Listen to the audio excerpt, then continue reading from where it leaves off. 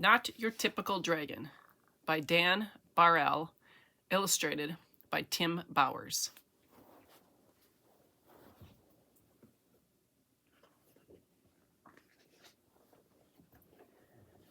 Crispin Blaze was born into a proud family of fire-breathing dragons.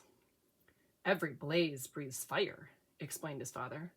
"I breathe fire, your mother breathes fire. Tomorrow, when you turn 7, you'll breathe fire too."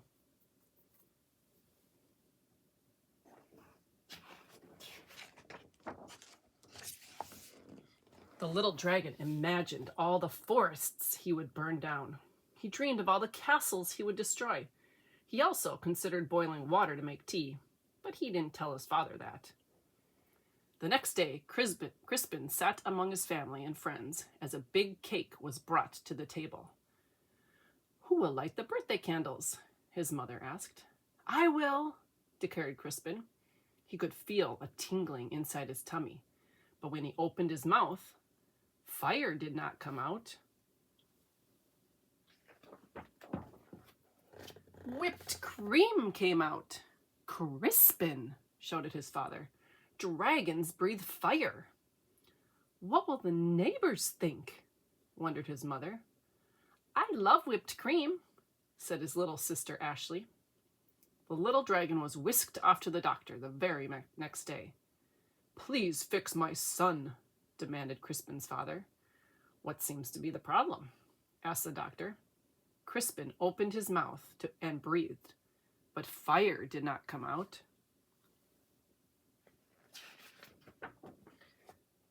Band-Aids came out.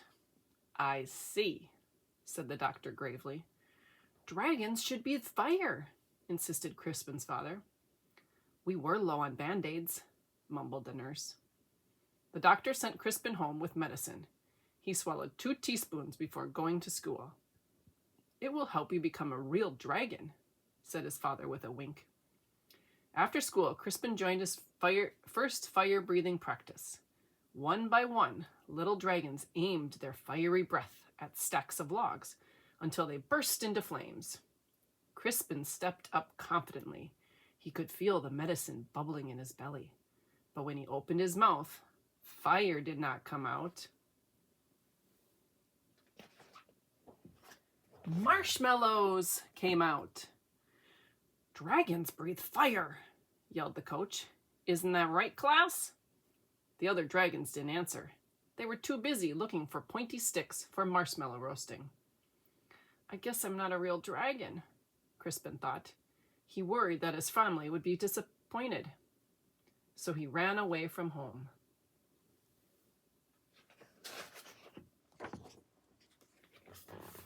The world can be a scary place for a little dragon who can't breathe fire. Crispin found a dark cave. "I'll be a fireless dragon all by myself. I won't bother anyone, and no one will bother me."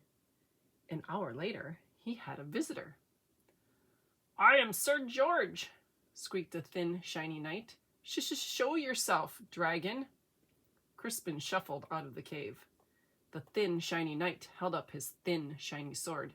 Do your worst, dragon." Crispin opened his mouth, but fire did not come out. Soap bubbles came out. "Don't you breathe fire, dragon?" Crispin shook his head. "I can't," Sir George moaned. "But my father insists that I fight a fire-breathing dragon. It even says here in my book that your typical dragon breathes fire." "I'm not your typical dragon," Crispin explained. Sir George sighed. "I can't go home." "Me neither," Crispin nodded. But then he had an idea. "Maybe your book could tell us what to do."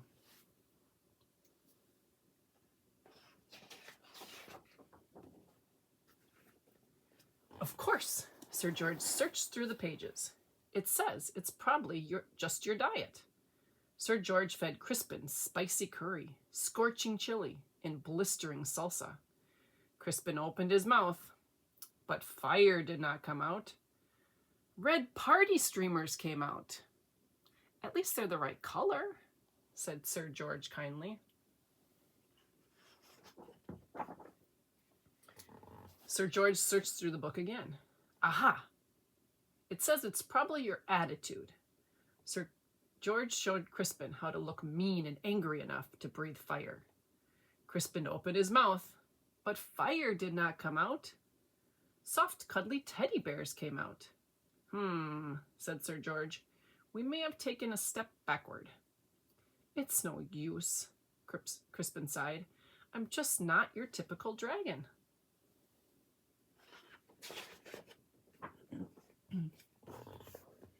But Sir George was not ready to give up. Aha! The book says you're too stressed. Sir George made Crispin close his eyes while he described a quiet, relaxing day at the ocean. Do you feel calm? Now imagine 100 shiny knights attacking you. Crispin opened his mouth, but fire did not come out. Beach balls came out. Well, that's just plain weird. Secretly, Sir George was glad that Crispin couldn't breathe fire. He liked the little dragon and didn't want to fight him. Crispin liked the shiny knight, too, but he missed his parents. Sir George, it's getting dark. I want to go home. The shiny knight patted him on the back. Don't worry, little dragon. I will take you. Crispin's parents were relieved when he arrived home safely. Sir George was about to say goodbye when they heard a shout. There you are, boy! Why on earth are you playing with a fire-breathing dragon? He's my friend, Father, whispered Sir George. And besides, he doesn't breathe fire.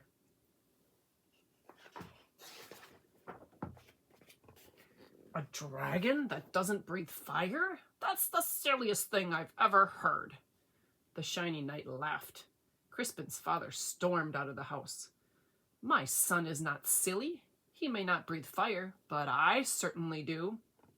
Crispin's father let out a powerful spray of flames.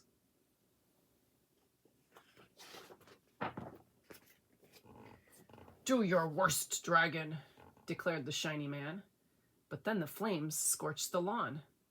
That's enough, honey, said Crispin's mother. The flames singed the fence. You've made your point, dear. Now stop showing off, she scolded. Then the flames ignited the roof. Crispin's father panicked. I can't stop breathing fire. You'll burn our house down, cried his mother. You'll burn down the whole neighborhood. Dragons came running from all directions.